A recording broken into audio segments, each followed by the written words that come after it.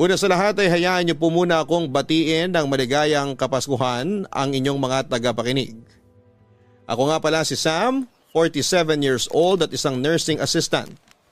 Masasabi ko na naging mabait sa akin ng Panginoon noong kabataan ko dahil hindi niya ako binigyan ng mga mabibigat na problema. Lumaki ako na may kumpletong pamilya at komportableng buhay. Nabiyayaan ako ng mga tapat na kaibigan at nagkaroon ako ng maayos na edukasyon. Halos perpekto na ang buhay ko noon dahil pati sa love life ay sinuwerte ako. High school pa lamang ako noon nang nakilala ko ang asawa kong si Geneva. Fourth year high school ako noon samantalang first year high school naman si Geneva noong nagkakilala kaming dalawa. Magkatabi lang noon ang advisory rooms namin sa isang building kaya naman halos araw-araw ko siyang nakikita dati. Unang araw pa lamang ng pasukan ay nahumaling na agad ako sa kanya. Maganda si Geneva, Papa Dudut. Prime and proper siyang tignan. Malinis mula ulo hanggang paa, laging maayos ang buhok nito at walang gusot ang uniform niya at araw-araw na makintab ang kanyang sapatos.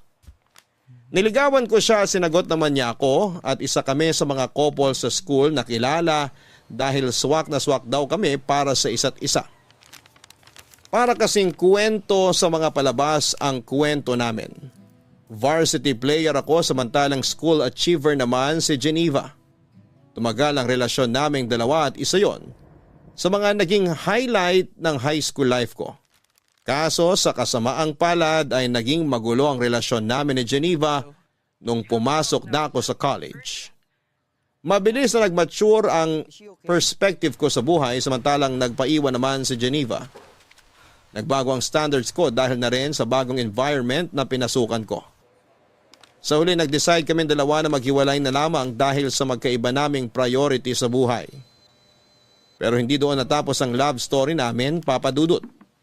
Fast forward after 15 years. Muli nagtagpo ang landas naming dalawa ni Geneva habang nakabakasyon ako sa Baguio.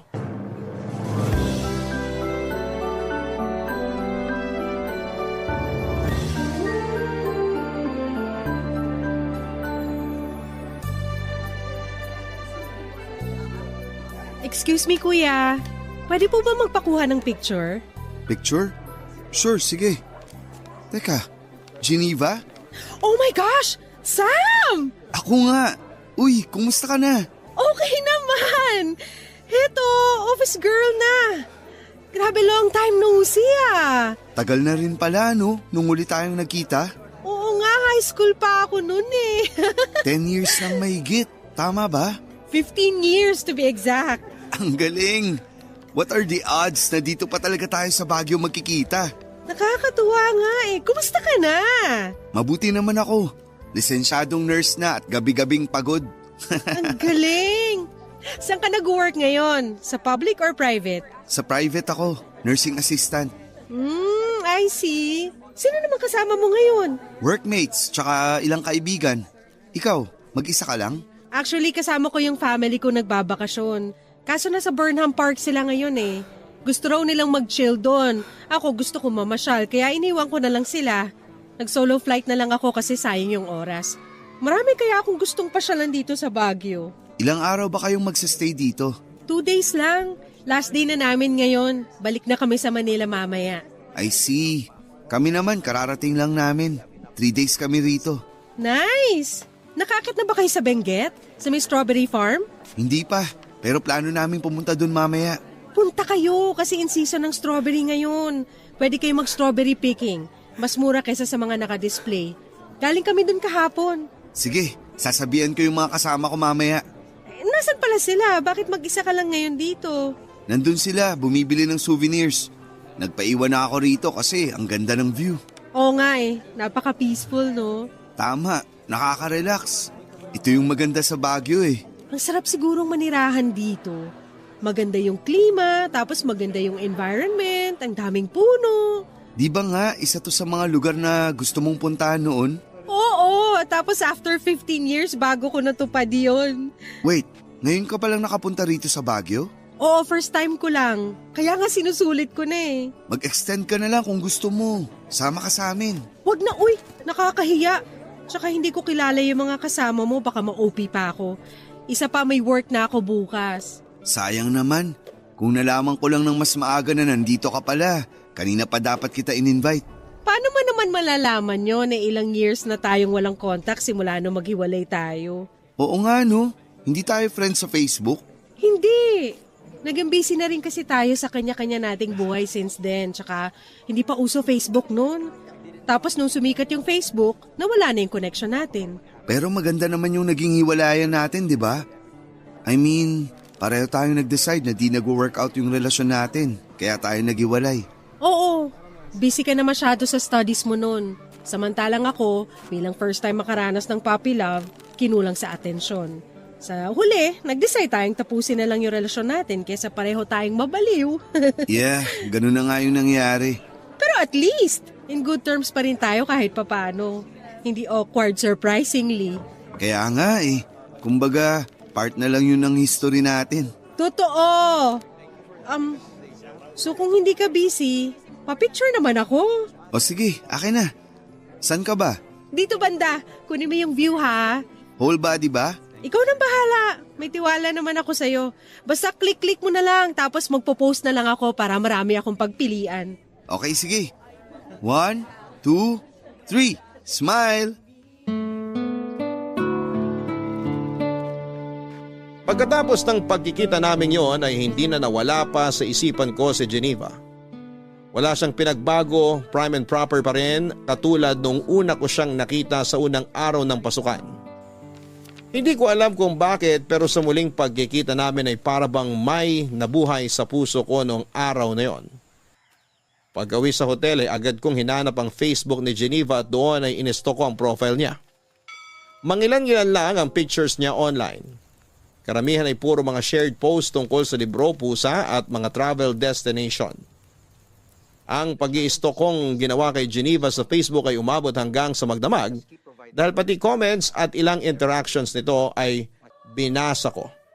At isang napansin ko, Papa Dudut.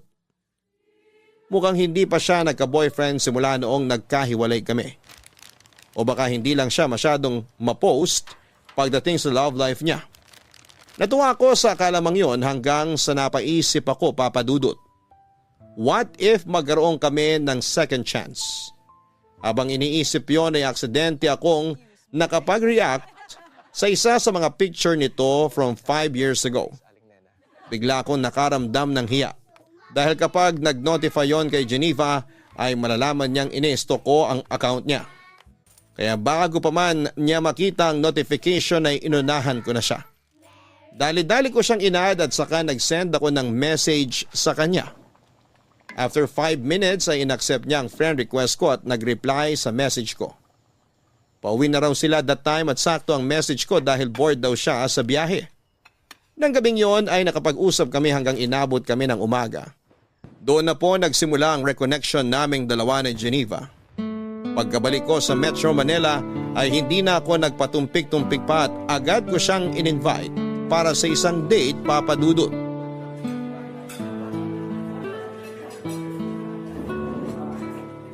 Eto, idagdag mo na sa bill. Wag na, ako na. Total ako naman yung nag-invite for dinner. Hindi, I insist. Hati na lang tayo sa gastos. Pagbigyan mo na ako kahit ngayon lang. Ikaw na lang taya sa sunod. Okay, sige. Bahala ka. Maganda rin yung style mo, ha? Anong ibig mong sabihin? Ganyan ba style mo para makakuha ng second date? Hindi ah. Kung gusto ko ng second date, mag-i-invite ulit ako. Hindi ko nahihintayin na yung babae ang mag-aya ng date. Bakit? Gusto mo ba ng second date? Wala namang kaso sa akin kahit ilang dates pa yan. Single naman ako eh. Ikaw, baka may problema sa'yo. Baka mamaya may girlfriend ka pala dyan tapos nakikipag-date ka pa sa ibang babae. Don't worry, wala akong girlfriend. Bakit naman? Ewan ko, baka napagod na rin ako sa dating scene. Hirap mag-alaga ng relasyon eh, lalo na kung di naman nag-work. Minsan, akala mo compatible kayo ng partner mo, pero pagtagal, marirealize mo na Hindi pala kayo swak. Well, part yun ng pakikipag-date eh. Trial and error, kumbaga. Kung hindi nag-work, wala kayong magagawa. Pero for me, nasa pag-aalaga yan ng dalawang tao. Kung hindi nyo kayang alagaan yung relationship nyo, hindi talaga kayo mag-work. Kaya nga sabi nila, huwag kang pumasok sa relasyon kung hindi ka pa ready. Kasi sa relasyon, give and take yan. Hindi pwede yung isa lang yung nagmamahal. Hindi pwede yung isa lang yung nag-e-effort. Parang pagsasayaw lang din yan. Para magkaroon kayo ng rhythm, kailangan nasa parehong tempo kayo. Parang ang lalim naman ng pinanghuhugutan ng mga sinabi mo. May failed experiences na rin naman ako pagdating dyan. Kaya marami na rin ako natutunan. Heartbreaks make your heart stronger. Sabi nga nila, kailangan mo magkamali para matuto. Kailangan mo masaktan para sa susunod, mas magiging maingat ka na sa mga bagay-bagay. Totoo rin naman. Pero minsan, meron din namang mga pagkakamali na kaya pa ring ayusin di ba? Oo, lahat naman ng pagkakamali pwedeng ayusin. Katulad na lang nung nasa high school tayo. Marami tayong pagkakamali sa relasyon natin nun, kaya hindi nag-work. Bata pa kasi tayo noon. Hindi pa natin alam yung mga ginagawa natin. Pero pwede pa kaya natin yun ayusin? Ayusin? Ano pa nga ayusin natin doon? Matagal na yun. Hindi, I mean, may chance pa ba na, alam mo na, single ka, single ako. So, Nagpaparamdam ka ba ulit? pwede pa ba? Na-try natin ulit? Bakit naman hindi? Katulad nga ng sinabi mo, pareho tayong single. Basta ba itong gagawin natin, sigurado na. Hindi yung susubok tayo ulit tapos kapag hindi nag-work, titigil agad. Ganun yung nangyari sa atin nun eh. Iba na ngayon, Geneva. Nag-mature na tayo. Iba na ang tingin natin sa mundo. Siguro naman hindi na mauulit yung nangyari noon. Tignan natin. Huwag nating madaliin para wala nang pagkakamaling mangyari. Sige, agree naman ako sa sinabi mo. So, since pumayag kang ligawan kita ulit, paano ba yan? Mas mapapadalas na ang date natin. Walang problema sa akin basta share tayo sa gastos, okay lang. Bakit naman? Ayaw mong nililibre ka? Ayoko nung binibaby ako eh. Kaya ko naman ang sarili ko. Ayoko yung mindset na porket babae ako, kailangan ako yung inaalagaan. Wala dapat yan sa gender eh. Lalaki man o babae, dapat inaalagaan talaga. Gusto ko may fair treatment sa relasyon. Dapat na i-reciprocate lahat yung efforts. Wow! Hindi ko yan kakalimutan. Isa sa puso ko yung sinabi mo. Kaya sa susunod na date natin, ako naman magde-decide kung saan at kailan since ako ang magbabayad. Sure, ikaw bahala. Kung ano yung mga bagay na ayaw at gusto mo, sabihin mo lang sa akin. Huwag ka mag-alala. Mas vocal na ako ngayon kaysa noon. Which is a good thing naman. Ano, tara na? Baka matraffic pa tayo sa daan. Sige, ihatid na kita. Thank you.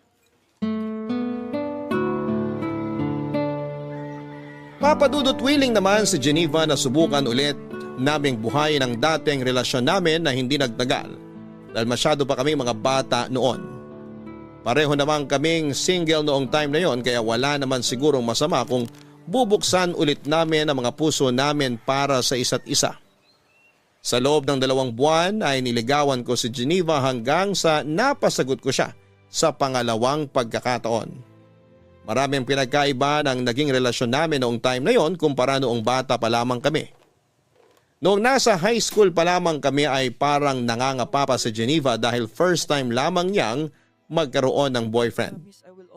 Ako naman dahil bata pa ay hindi rin ako gaanong nagseryoso pagdating sa pag-ibig. Pero that time noong nagkabalikan kami matapos ang mahabang panahon, ay di hamak na mas nag-mature na ang pagtingin namin sa mundo. Wala nang mga mababaw na misunderstanding at kapag nagkakaroon kami ng problema, ay mas malawak na ang pag-iisip at pangunawa naming dalawa. Papadudot si Geneva yung tipo ng tao na mabait sa mabait pero kayang-kaya rin niyang alagaan ng sarili niya.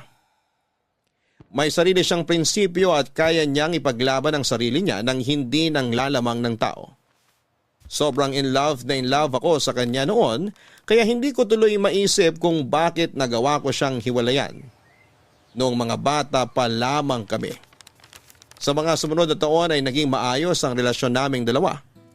Nabalance namin ang personal life at buhay pag-ibig. Sabi nila hindi kayang pagsabayin ng mga tawang career at love life, pero sa kaso naming dalawa ni Geneva ay nakaya naming gawin yon. Nasa tao lang talaga ito kung nasa maayos ba na lugar ang priorities nila sa buhay. Sabi ni Geneva, alam namin ang lugar namin, estado ng relasyon at ang mga goal namin sa buhay kaya kami nagtagal. At sa pagsasama namin yon ay nagkaroon ng blessing noong nagdalang tao si Geneva, Papa Dudut. Bago pa man ipanganak ni Geneva ang panganay namin ay naisipan naming magpakasal. Simpleng wedding lang ang naganap at tanging kamag-anak at close friends lang ang dumalo sa kasal. Naisip kasi namin, Papa Dudut, na mas magandang maging praktikal na lamang. Ang importante naman sa kasal ay ang pag-iisang dibdib namin ni Geneva at hindi ang mga damit o kung anumang marangyang pagkakagasusan. Sa halip kasi na sa kasal ubusin ang ipon namin ay mas magandang gastusin na lamang namin ito para sa mga pangangailangan ng baby namin. Baby boy ang ipinagkaloob sa aming anak na pinangalanan naming Joseph. Bilang bagong magulang ay mahirap ang naging adjustment namin ni Geneva. Wala kaming kaideya-ideya kung paano ba bumuhay ng isang bata dahil hindi pa naman namin ito naranasan. Nahirapan man ay mabilis din naman naming natutunan kung paano ang maging magulang kay Joseph. Sa tulong na rin ng mga kakilala at mga nababasa namin sa internet. Noong first time ngang magkasakit ni Joseph ay halos hindi kami nakatulog ni Geneva dahil buong magdamag namin siyang binabantayan. Mabuti na lamang at may kaalaman ako sa medisina. Kahit papaano ay kaya kong bigyan ng karampatang first aid ang anak namin kapag nagkakaroon ito ng sakit. Pero dumating ang araw kung saan ay nagkaroon ng mataas na lagnat si Joseph. Dahil hindi naman namin malaman kung ano ang nararamdaman nito, ay minabuti naming dalhin na lamang sa ospital ang anak namin para masuri siya ng doktor, Papa Dudut. Ilang oras pa kaya bago natin malaman kung ano yung sakit ni Joseph? Maya-maya lang, meron na silang findings. Malalaman ba talaga nila kung anong problema kahit x-ray lang yung kinuha? Actually, for confirmation lang minsan yung x-ray. Katulad sa pneumonia, kapag na-check na ng doktor yung bata based sa symptoms, may initial findings na sila. Magdadagdag lang sila ng iba pang tests para ma-confirm kung tama yung diagnosis nila. Pneumonia kaya yung sakit ni Joseph? Yun din ang hinala ko eh. Pero paano naman mahahawa si Joseph ng sakit kung hindi naman natin siya inilalabas? Nasa bahay lang kami lagi eh. Yan din ang palaisipan sa akin eh. Pero, naaalala mo pa ba last week nung nagpunta tayo kina mama at papa? Nung bumisita tayo sa bahay nyo? Oo, masyadong naaliw yung mga kamag-anak ko dun. Pinagpasapasahan nila si baby. Pwedeng dun siya nahawa ng virus o bakterya. Grabe. Ganun ba kadaling mahawa ang bata? Akala ko ba malakas ang immune system ng mga baby? Malakas ang immune system nila, pero hindi pa rin natin maiiwasang mahawaan siya ng ibang tao. 3 kasi yan eh. Kapag pneumonia ang pinag-uusapan, pwedeng dahil sa virus, sa bacteria o fungal infection. Alin doon ang pinakamalala? Madali lang gamutin ang pneumonia, lalo na kapag nasa early stage pa lang. Kung dahil yan sa virus, gamot lang ang katapat niyan. Sana bumalik na yung doktor. Kanina pa ako nag-aalala eh. Nasa ospital na tayo. Sila na ang bahala kay baby. Magtiwala ka na lang sa kanila. Alam nila ginagawa nila. Ganito pala maging magulang, nakaka-stress. Ngayon, gets na natin kung bakit napaka-overprotective sa atin ng mga magulang natin noon. Oo nga eh. Akala ko noon, OA lang sila. Pero ngayong ako na mismo yung nasa lugar nila, overthink talaga ng malala. Tama nga yung sinasabi nila na gagawin ng magulang ang lahat para sa kapakanan ng kanilang anak. Tsaka lang talaga mababagong perspective mo kapag nagkaanak ka na mismo. Sa susunod, mas maging maingat na lang tayo pagdating kay Joseph. Huwag muna natin siyang iharap sa maraming tao. Lalo na ngayon, ang daming sakit na nagkalat dyan. Mahirap din namang sisihin yung mga kamag-anak mo kasi first time lang din naman nilang makita si Joseph nung nagpunta tayo dun. Oo, gets ko rin naman sila. Hindi ko naman sila sinisisi. Hindi ko lang din kasi inaasahan na mahahawaan siya ng sakit doon. Next time, alam na natin kung anong gagawin. Nangangapa pa tayo eh. Kaya hindi talaga maiiwasang magkaroon ng pagkakamali. Hirap talaga kapag may buhay nang nakaasa sa'yo. Nasanay na ako dyan. Marami ng buhay ang inasa sa akin sa ospital eh. Siyempre, nurse ka. Pero iba pa rin kapag buhay na ng kadugo mo yung nakaasa sa'yo eh. Sa inyo, okay lang kahit ano mangyari kasi hindi nyo naman kakilala yung mga inaalagaan yung pasyente. Hindi ganun yun. Hindi porket hindi namin kamag-anak yung mga pasyente namin, hindi na kami apektado. Apektado pa rin kami kasi syempre, tao pa rin yun eh. Tao rin kami. At kapag nagkakaroon kami ng pasyenteng hindi nakakasurvive, mabigat din yun sa dibdib. Pero proud ako sa profession mo. Kayo yung isa sa pinaka-importanting tao sa mundo ngayon dahil kumbaga kayo yung nagbibigay ng second chance sa mga tao lalo na kung life and death situation yung pinag-uusapan. Kaya nga ako pumasok sa medical field dahil dyan eh. Ano kayang update? Mako-confine kaya si Joseph? Tanungin mo na kaya, total kakilala mo naman yung doktor niya. Sige. Ikaw na muna magbantay kay Joseph. Makikibalita lang ako sa labas. Okay, sige.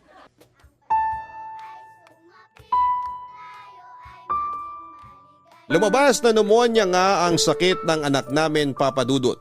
Agad naman siyang ginamot ng doktor at mabilis na bumaba ang lagnat nito. Pagka-discharge ay niresetahan kami ng gamot para ipagpatuloy ito sa bahay. Akala namin noon ay magiging okay na ang bata dahil malaki ang tiwala ko sa doktor na tumingin sa kanya. Pero sa mga sumunod na araw ay biglang bumalik ang lagnat nito at mas lumala pa ang estado ni Joseph. Overnight ay bigla itong nahirapang huminga at nagsimulang magsusuka. Mataas din ang heart rate niya at nung nagsimulang mag-iba ang kulay ng balat nito ay itinakbo na namin siya kaagad sa ospital. Pagdating sa ospital ay natagalan pa bago natignan si Joseph dahil tinawagan pa nila ang doktor nito. Wala pang isang oras ay ibinalita na sa amin ng doktor na papunta na pala sa septic shock ang bata. Ginawa raw nila ang lahat ng makakaya nila pero sa huli binawian na ng buhay si Joseph. Noong time na yon ay ayaw mag-sink in ng balitang yon sa isipan ko. Sobrang in denial ako dahil nitong nagdaang araw ay okay na ang baby namin. Sa sobrang pagkabigla ay parang tumigil ang mundo ko. Hindi nag-function ang utak ko at saka ko na lamang na-realize na totoo nga ang nangyari noong nakita kong halos mapaupo na sa sahig ng ospital si Geneva habang umiiyak. Papadudot 8-month-old lang si Joseph noon at nangyari ang pagkamatay niya 3 araw bago magpasko.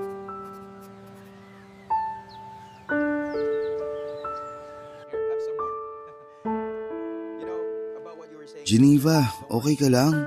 Hindi. Hindi ako okay, Sam. Bukas na ang libing ng anak natin, paano ako magiging okay? Ayaw mo bang magpahinga na muna? Maaga pa tayo bukas. Hindi ako pagod. Buong araw lang naman ako nakaupo rito sa tabi ng kabaong ni Joseph eh. Bakit ko kailangan magpahinga? Baka lang gusto mong magpalit muna tayo ng pwesto. Ako muna magbabantay dyan. Para kung gusto mong mag-unat ng katawan o kumain, maligo, matulog. Ilang araw ka ng puyat eh. Hindi ako aalis dito. Hindi ko iiwan ang anak ko. Geneva. Ano bang gusto mong gawin ko, Sam? Hayaan mo na muna ako rito. Gusto ko pa makasamang anak ko, bakit ba? Concerned lang naman ako sa kalusugan mo eh. Ayoko magkasakit ka. Mas maganda nga yun eh, para mamatay na rin ako. Geneva naman. Ginawa ko naman lahat eh. Naging maingat naman akong ina. Naging maalaga naman ako. Hindi naman ako nagpabaya eh. Oo, alam ko. Naging mabuti kang nanay kay Joseph. Alam ko yun kasi nakita ko mismo kung papaano mo inalagaan ang anak natin. Pero bakit? Bakit wala na siya? Bakit nakahiga na siya sa kabao ngayon? Dapat sinunod ko na lang yung kutob ko. Dapat itinakbo ko na agad siya sa ospital na bumalik yung lagnat niya. Wala kang kasalanan sa nangyari. Hindi mo naman alam eh. Yun nga yung point, Sam. Dahil sa kabobohan ko, namatay ang anak ko. Hindi mo kasalanan yung nangyari, Geneva. Huwag mong sisihin sarili mo. Kung may dapat mang sisihin, ako yun. Ako yung nurse. Inaral ko yung mga bagay na yan. Tapos, ako yung walang nagawa. Ang hirap lang tanggapin. Alam ko, pero kailangan nating maging matatag. Hayaan mo muna ako magluksa. Hayaan mo muna ako maging mahina dahil sa ngayon wala pa ako sa lugar para maging matapang. Hindi ko pa tanggap. Hindi ko pa tanggap na wala ng anak natin. Hindi naman bawal maging mahina eh. Pero hindi rin maganda na pinapabayaan mo yung sarili mo dahil sa nangyari. Geneva, ayoko makita ka nagkakaganito. Magluksa tayo pero alagaan din dapat natin mga sarili natin. Kaya mo bang gawin yun? Susubukan ko. Anong gusto mong kainin? Sabihin mo sa akin, ipagluluto kita. Kahit ano. Hindi gumagana ang isip ko ngayon. Ipagluluto kita ng pagkain pero kailangan mong ubusin yung lulutuin ko, okay? Maiwan muna kita. Magluluto lang ako. Sam, Ano yun? pwede bang humingi ng pabor? Anong pabor yun? Pwede bang i-extend muna natin yung buron ni Joseph? Hindi ba pwedeng makasama muna natin siya kahit hanggang sa bagong taon lang? Pero sabi nila mama, bawal daw yun eh. Hindi raw magandang salubungin ng bagong taon na may patay. Wala akong pakialam sa pamahiin na yan. Gusto ko pa makasama si Joseph ng mas mahabang panahon. Titingnan ko kung anong pwedeng gawin. Nakaschedule na rin kasi lahat eh. Please? Susubukan kong kontakin yung simbahan, pati na rin tong chapel. Baka sakaling mapakiusapan ko sila. Salamat. Kakausapin ko sila. At kapag na-extend yung burol, mangako ka sa akin na matutulog at kakain ka on time, okay? Pangako. Okay, sige. Susubukan ko pero hindi ko maipapangako na mapagbibigyan tayo. Lalo na't busy na rin ang mga tao ngayon. Subukan mo lang, please. Huwag kang mag-alala. Gagawin ko ang lahat. Antayin mo ako rito. Dadalang kita ng pagkain mo.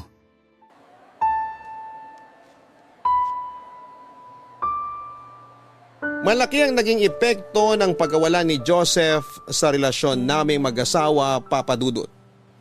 Para bang sa mga sumunod na buwan ay hindi na namin na-enjoy ang buhay. Noong nagbagong taon nga ay sa halip na mag-celebrate ay natulog na lamang kami ng maaga. Hindi kaya ng puso naming salubungin ang bagong taong wala na ang anak namin.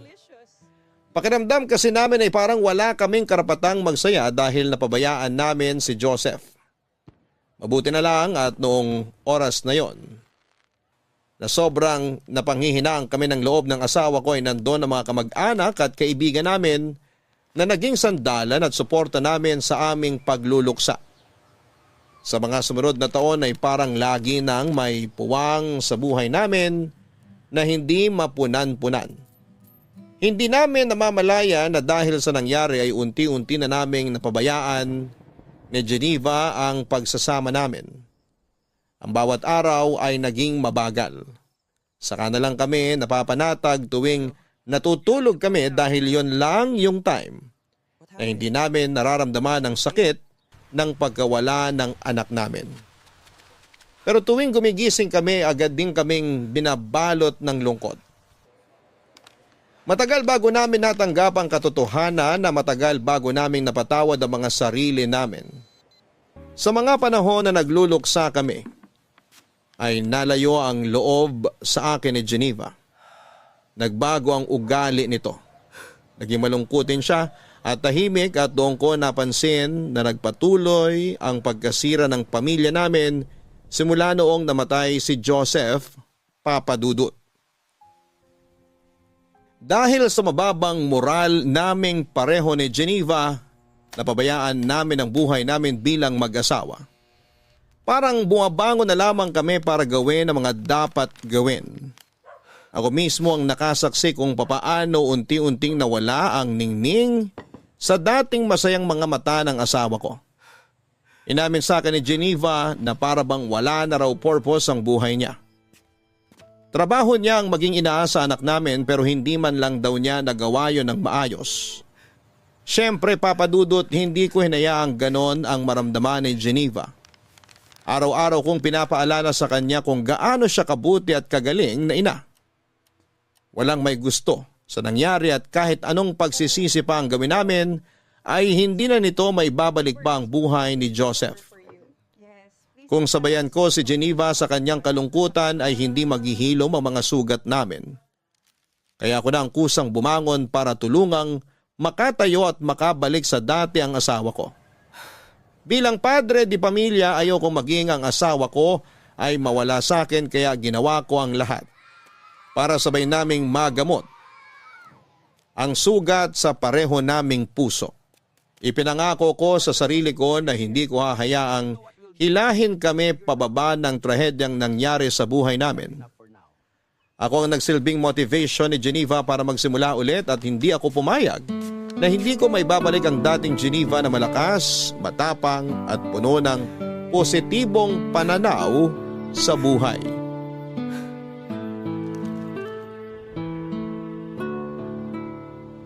What if lumabas kaya tayo this weekend? Tagal na tayong di namamasyal eh. Marami akong trabaho dito sa bahay eh. Magliligpit pa ako ng gamit. E di sa susunod na weekend, kung kailan hindi ka busy, sabihin mo lang sa akin para makapagpaalam ako sa trabaho. Wag na. Wala pa ako sa mood magsaya ngayon. Tulungan na lang kita. Ano ba yung mga ginagawa mo? Nagliligpit ng ano? Basta. Tapos na akong kumain, maiwan na kita rito ah. Maliligo pa ako. Sandali, tapos ka na? Hindi man lang nabawasan yung pagkain sa pinggan mo ah. Hindi ako masyadong gutom. Wala akong gana. Kahapon yan din ang sinabi mo.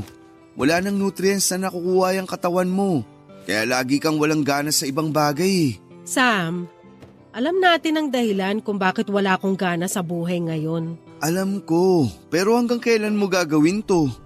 Hanggang kailan mo planong parusahan yung sarili mo dahil sa nangyari? Hanggat kailan ko gusto. May problema ba ron? Oo, marami.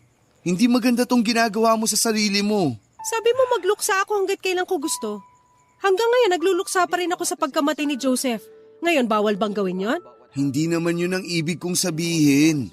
Ilang buwan na yung lumipas. Kahit sana naman may makita akong improvement. Huwag mo akong pangunahan sa mga nararamdaman ko kasi hindi mo alam kung ano yung araw-araw na tumatakbo sa isipan ko. Nawalan din ako, Geneva. Masakit din para sa akin yung nangyari. Oo, anak mo siya. Nakasama mo siya ng 8 buwan, pero ako mas mahaba ang pinagsamahan namin ni Joseph dahil dinala ko siya ng 9 na buwan bago natin siya nakasama.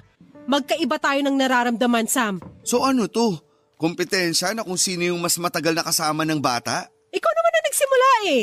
Hindi porket tanggap mo na wala na si Joseph, ibig sabihin nun ay matatanggap ko na rin yung nangyari. May kanya-kanya tayong proseso ng pagluluksa at magluluksa ako hanggat kailan ko gusto. Hanggat nabubuhay ako, hindi ko matatanggap na wala na ang anak ko. Sorry, hindi kita pinipilit na tanggapin ang nangyari. Hindi rin totoo na nakamove on na ako mula sa pagkawala ni Joseph. Ako rin naman, may mga panahon na nagsisisi ako, nangihinayang. Siguro nga, totoo na mas masakit para sa iyo yung nangyari dahil mas mahaba yung naging pagsasama niyong mag-ina. Literal na ikaw ang bumuo sa kanya eh. Gusto kong maghili ang puso mo at kung hindi ka pa ready, okay lang. Katulad nga ng sinabi ko noon, walang mali sa pagiging mahina. Walang mali sa pagiging malungkot pansamantala. Pero hindi pwedeng manatili ka na lang na mahina at malungkot dahil hindi ka makakaahon sa kinaroroonan mo kung habang buhay mong dadali ng sakit. Nasasaktan ako tuwing nakikita kitang nagkakaganito. Araw-araw, ipinapanalangin ko na sana bumalik na tayo sa dati kasi namimiss ko na yung asawa ko. Pasensya ka na. Hindi ko naman ginusto na ganito yung maramdaman ko eh. Sobrang sakit lang talaga para sa akin. Sorry, alam ko pati ikaw nasaktan din sa nangyari. Sorry kung bigla na lang ako nag-shutdown. Susubukan ko. Susubukan ko, Sam. Salamat. Gusto ko na ulit makita yung babaeng matapang at independent na nakilala ko. Gusto ko nang bumalik yung dating Geneva. Hindi man ngayon pero sana makita ko na ulit siya. Salamat sa pag-intindi. Maiwan na kita. Matutulog ka na ba pagkatapos mong maligo? Oo, sana. Pagod na tong katawan ko. O sige, magpahinga ka na. Pero bukas, pwede mo ba akong samahan? Saan? Sa simbahan. Matagal ka nang di nagpupunta sa simbahan. Samahan mo ako bukas. Okay, sige. Sasamahan kita.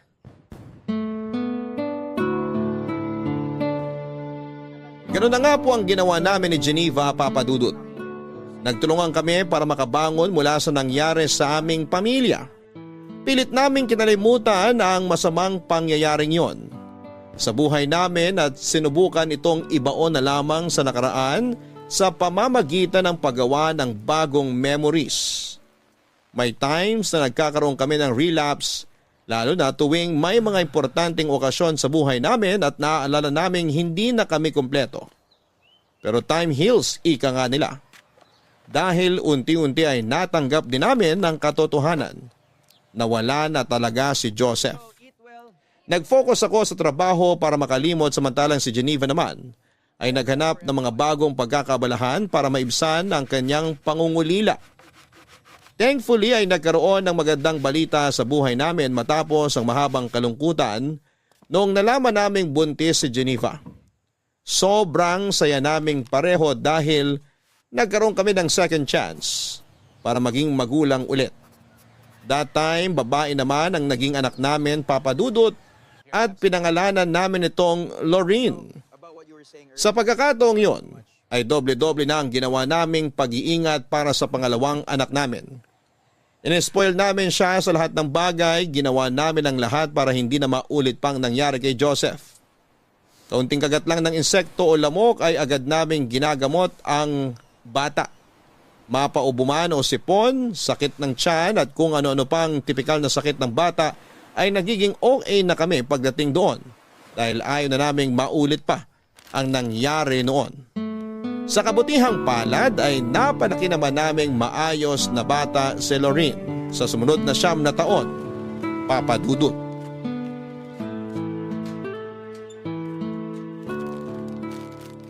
Salamat po. Keep the change na lang po. Oh, ayun na yung favorite mong puto bumbong. Salamat, Daddy! Isa lang po binili nyo? Wala po kayong binili para sa inyo ni Mami? Sa susunod na lang. Busog pa ang daddy mo eh. Ako naman pass muna kasi kumain na ako niyan kahapon. Ikaw hindi ka ba nagsasawa dyan? Araw-araw ka nang kumakain yan ah.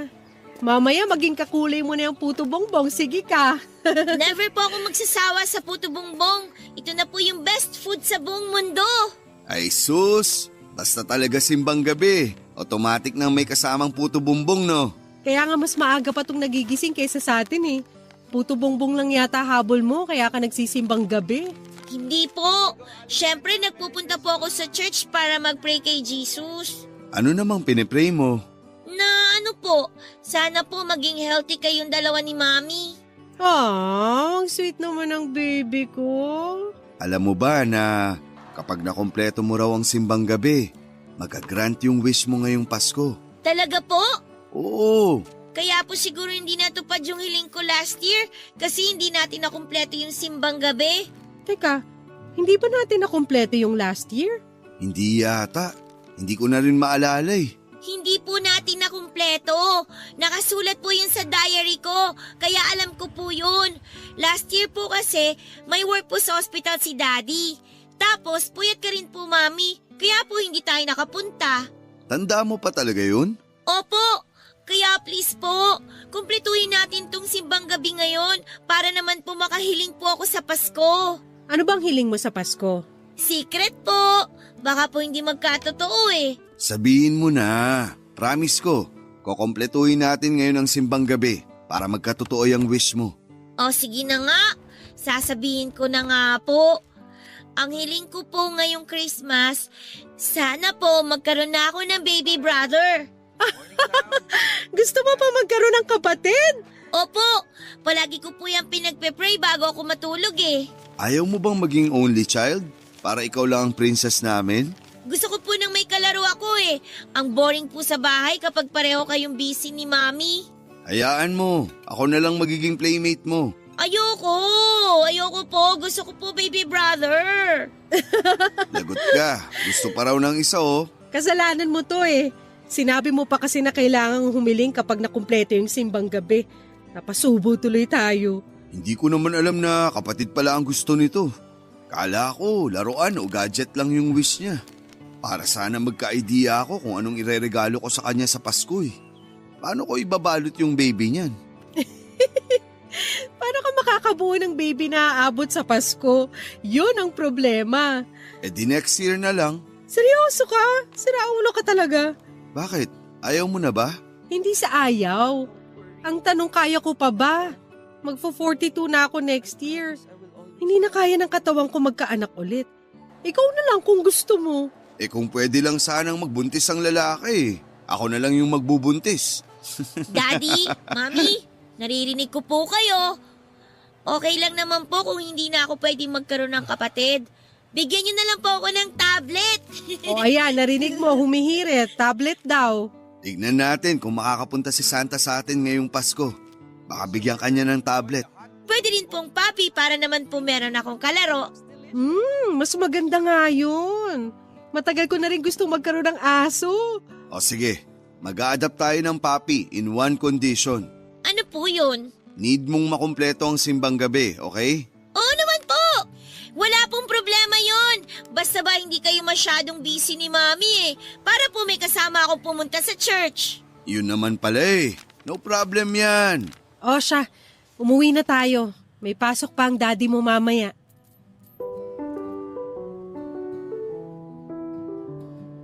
Simula pagkabata, Pasko na ang pinaka-paborito kong holiday sa buong taon. Yun kasi yung panahon kung kailan overwhelming ang saya na nararamdaman ng buong pamilya namin. Pakiramdam namin ay napaka-positibo ng lahat. Puno ng energy at lahat ng tao'y masaya at nagdiriwang. Taon-taon ay sinisiguro kong nagkakaroon ako ng time na makasama ang pamilya ko lalo na tuwing Noche Buena. Naging bonding time na namin bilang pamilya ang paghahanda ng pagkain at pagkakaroon ng family bonding habang nag-aantay na sumapit ang alas 12. Minsan nagmo-movie marathon kami. May pagkakataon naman na naglalaro kami ng board games. Every year ay sinisiguro naming mas enjoy ang bawat Pasko kesa sa nakaraang taon. Pagsapit ng Noche Buena, salo-salo kaming kumakain sa mga masasarap na handa at tuwing nangyayari yon, isang bakanting upuan ang inilalaan namin sa hapagkainan para sa anak naming si Joseph. Wala na siya sa buhay namin pero gusto namin ni Geneva na tuwing Pasko ay may espesyal na lugar ang panganay namin sa aming pamilya. Sa ganung pagkakataon ay nararamdaman namin na mas buo kami bilang pamilya. Gusto naming ipakita na kailanman ay hinding-hindi mawawala sa puso namin si Joseph.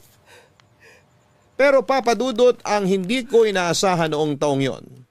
Sa halip na isang bakanting upuan lang ang kailangan kong ihanda sa pagsapit ng Pasko, ay 2 upuan pala ang mababakante sa mismong araw ng Noche Buena.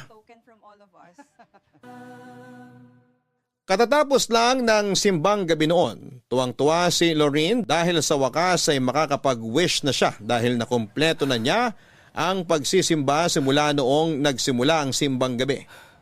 Dala ang paborito ni Lorraine na puto bumbong ay pauwi na kami noon at nagdesisyon na kung ano ang mga pelikula na papanoorin namin buong araw habang naghihintay para sa Noche Buena.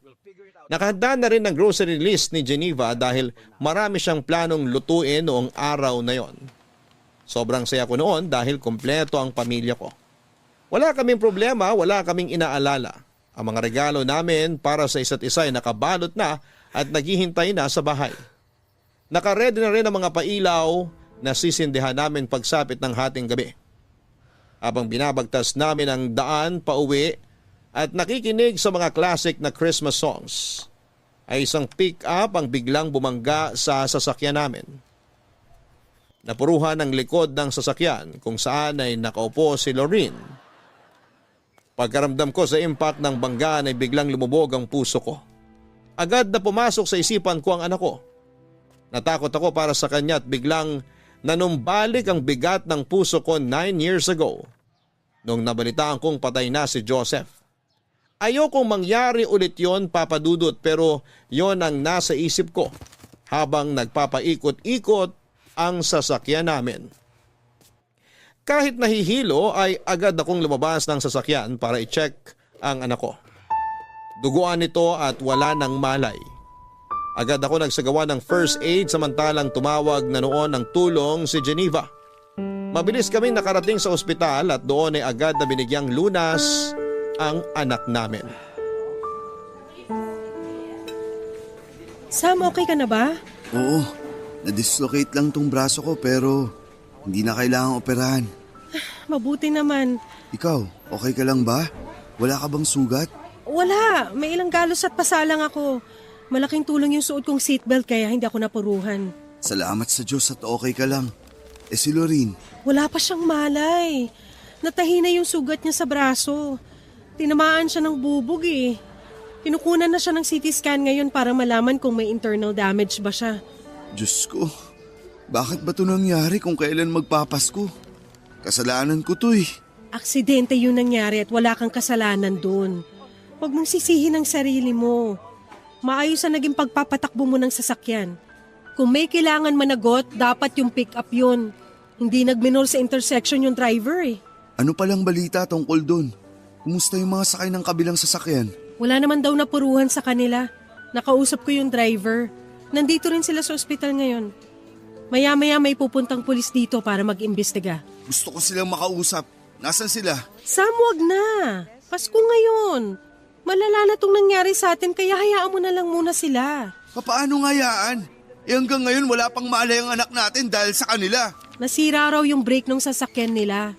Nakausap ko na. Humihingi na sila ng tawad sa nangyari. Tutulong naman daw sila sa mga gastos natin dito sa ospital. Hindi nila tayo tatakbuhan. Dapat lang. Kapag may nangyari talaga kay Lorene, pananagutin ko sila. Walang mangyayaring masama kay Lorene. Magtiwala ka lang sa Diyos. Sabihan mo ko kapag nandito na yung mga pulis. Gusto ko magsampa ng kaso sa mga bumangga sa atin. Reckless driving yun. Sam, wag mo na munang isipin yan. Mag-focus na lang muna tayo kay Lorene. Hindi maganda na galit at sama ng loob yung nananaig sa emosyon natin ngayon. Ang kailangan natin, kumalma, okay? Huminahon ka muna. Dapat nasa bahay na tayo ngayon eh. Dapat nagpe-prepare na tayo para sa Noche Buena. Hindi dapat tayo nandito ngayon. Wala na tayong ibang magagawa kundi harapin kung ano man tong nangyayari sa atin ngayon. Kapag bumalik na si Lorene, pwede naman nating dalhin yung handa natin dito, di ba?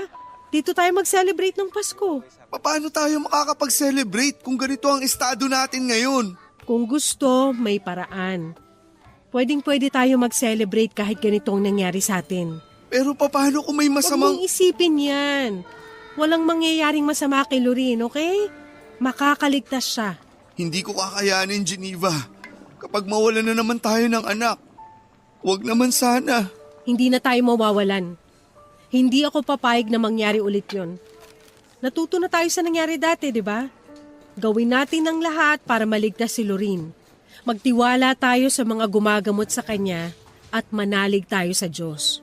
Tsaka malaki raw yung naitulong ng first aid na ginawa mo sa kanya kanina eh. Napahinto mo agad yung pagdurugo ng sugat niya eh, kaya hindi siya gaanong nawalan ng dugo. Mabuti naman kung ganun. Natawagan mo na ba sina Mama at Papa? Alam na ba nila yung nangyari? Oo, na-update ko na sila. On the way na raw sila. Nagpadala ko ng damit para makapagbihis tayo. Sabihan mo silang mag-ingat. Oo, papaalalahanan ko ulit sila mamaya. Halika na, pumunta na lang muna tayo sa kwarto ni Lorene. Doon na tayo maghintay. Sige, ikaw, wala bang masakit sa'yo? Magpacheck ka muna kaya. Okay lang ako, walang masakit sa akin. Sure ka? Oo, na-check mo na ako kanina, di ba? Gusto ko lang makasiguro. Huwag mo na akong alalahanin. Okay na okay ako. Nang gabing yon ay sa ospital na kami nag-celebrate ng Pasko. Malaki pa rin ang pasasalamat ko dahil kahit sugatan ay kumpleto at safe na ang pamilya ko. Labis-labis ang pasasalamat ko sa Panginoon noon dahil okay ang anak ko. At hindi ito nagkaroon ng internal injury na unang ikinabahala ko, Papa Dudut. Akala ko talaga noon ay mawawalan na naman ako ng anak. Kapag nangyari yon ay hindi ko na talaga kakayanin. At baka mabaliw na lamang ako. Habang nagpapahinga sa ospital ay bigla akong ginising ni Geneva kakatapos lang noon ng kasiyahan matapos mag-celebrate ng Pasko ang lahat. Mag-uumaga na noong sabihan ako ni Geneva na hindi maganda ang pakiramdam niya. Bigla na lang itong nagsusuka. Masakit daw ang ulo niya at nahihilo siya. Saka lang nag-sink in sa akin ang isang realisasyon. Sa sobrang pag-aalala ko kay Lorraine ay hindi ko na-check ang asawa ko pagkatapos ng aksidente. Wala din naman kasi siyang anumang matinding sugat na tinamo maliban sa mga pasa at galos. Sa katunayan ay siya pa ang nagbantay sa amin habang pareho kaming ginagamot ng mga doktor ni Lorraine. Akala ko ay okay lang ang asawa ko. Pero noong nalaman kong may masama itong nararamdaman, ay agad akong nagpatawag ng nurse. Bago pa man sila makarating ay nawala na ng malay si Geneva at nag-seizure na siya, Papa Dudut. Agad siyang tinignan ng doktor at makaraan ng ilang oras ay dumating sa akin ang balitang wala na ang asawa ko. Nagkaroon daw siya ng internal bleeding sa utak at huli na ang lahat. Ayon sa doktor ay hindi siguro agad naramdaman ni Geneva na may dinadamdam siyang sakit dahil na rin sa adrenaline at sobrang pag-aalala para sa amin ng anak ko. Papadudot muling gumuho ang mundo ko ng araw na yon. Kung kailan Pasko ay muling nalagasan na naman ang pamilya namin, Papa Dudut. Simula noon ay nag-iba na ang tingin ko sa Pasko.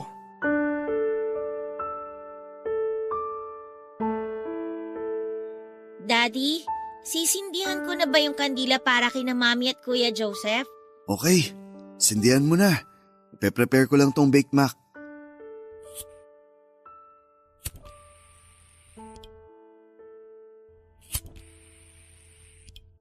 Ayan, nasindihan ko na. Wow! Ang bango naman itong kandila. Scented candle yan. Favorite scent yan ng mami mo. Lavender. Tapos ano naman po itong kay Kuya Joseph? Ano ba? Hindi ko na maalala eh. Ano bang nakalagay dyan? Sandali lang po, check ko. Baby powder po ang nakalagay eh. Oo. Baby powder nga. Ano, amoy baby ba? Parang medyo sweet siya, Daddy. Parang amoy ng cologne. Talaga ba? Opo. Daddy, tulungan ko na po kayo dyan. Ano po bang pwede kong ayusin? Ilagay mo na yung mga plato sa table. 4 lahat yan ha. Okay po. Akin na lang tong reindeer na plato. Tapos sa inyo naman po yung may Santa Claus. Tapos para kay Mami naman tong plate na may snowman. At kay Kuya Joseph naman yung may design ng Christmas tree.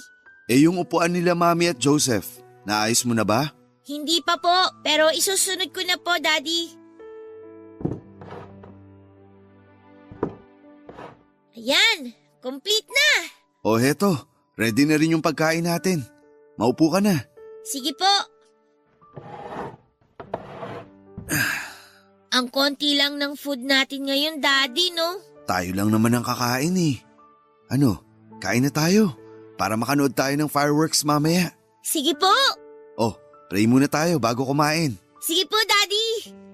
In the name of the Father, and of the Son, and of the Holy Spirit. Amen. Panginoong Diyos, maraming salamat po sa biyaya ng buhay at sa mga pagkaing ipinagkaloob ninyo sa amin.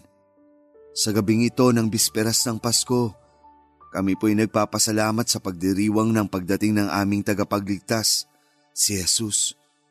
Naway maging daan ang aming pagtitipon para magkaisa sa pagmamahal, pagkakaisa at pagpapatawad. Pagpalain po ninyo ang aming pagkain at ang bawat isa sa amin. Sa pagkakataong ito, inaalala rin po namin ang mga mahal naming pumanaw, lalo na po sa araw na to, sa anibersaryo ng pagpanaw ni Geneva at Joseph. Kami po'y nagdarasal para sa kanilang mga kaluluwa. Naway maramdaman nila ang iyong kapayapaan at pag-ibig sa kabilang buhay. Gabayan po ninyo kami sa patuloy na pag-alala at paggalang sa kanilang mga alaala. Lord, sana po maging happy ang Christmas ni na Mami at Kuya Joseph dyan sa langit. Nag-prepare po kami ng space para po sa kanila dito. Ang hiling ko po ngayong Pasko, sana po maging masaya na ulit si Daddy katulad ng dati. In Jesus' name we pray. Amen. Amen. Bakit naman yun ang winish mo para sa akin? Hindi ba ako happy? Parang hindi po kasi kayo happy eh. Happy naman ako kasi nandyan ka. Medyo malungkot lang kasi hindi tayo kompleto. Pero masaya ako ngayon. Daddy, miss niyo na po ba si Mommy? Oo naman. Miss na miss ko na ang mami mo. Sobra. Miss ko na yung taon-taon na panonood natin ng mga Christmas movie. Miss ko na yung mga luto niya. Miss ko na siyang yakapin. Ako rin po, miss ko na rin po si Mommy. Ipag-pray na lang natin siya palagi na sana happy na siya sa heaven kasama ang Kuya Joseph mo. Sa tingin mo po ba, Daddy, nag-celebrate din kaya sila ng Christmas sa heaven? Oo naman. Sigurado akong magkasama sina Mami at Joseph doon ngayon. Nasa isang table din sila katulad ng ginagawa natin. Tapos may 2 upuan din sila doon para sa atin katulad dito na may 2 upuan din sila na nakaredy. Tapos sabay po tayo nagsa-celebrate at kumakain? Oo, parang gano'n na nga. Hindi man tayo magkakasama, pero parang kasama na rin natin silang nagsa-celebrate.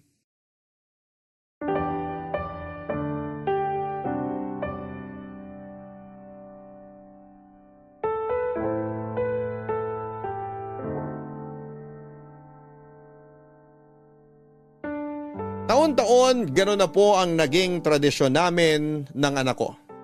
Lagi kami naglalagay ng 2 bakanting upuan sa hapagkainan tuwing Pasko para maging buo ang pakiramdam naming mag-ama. Weird man para sa iba pero yun na rin ang tanging naisip namin para makaiwas sa kalungkutan na maaari naming maramdaman sa pinakaimportanteng araw sa buhay namin. Nakakalungkot man na 2 death anniversary ang taon-taon naming inaalala tuwing Pasko, pero sinisiguro naman namin ng anak ko na kapag nagdiriwang kami ng Kapaskuhan ay walang lugar ang kalungkutan sa puso namin sa mga oras na yon. Papadudot, hindi na po ako nakapag-asawang muli at kung ako ang tatanungin ninyo ay wala na akong planong mag-asawa pa. Ang pag-ibig ko ay para kay Geneva ay mananatili na sa puso ko habang buhay at hindi ko na ma-imagine pa na ibigay ito sa ibang babae. Kung meron man akong pagbibigyan nito ay walang iba kundi para na lamang sa anak kong si Lorraine. Marami pa kaming pagdadaan ng 2 at pinapangako ko sa anak ko na ibibigay ko ang lahat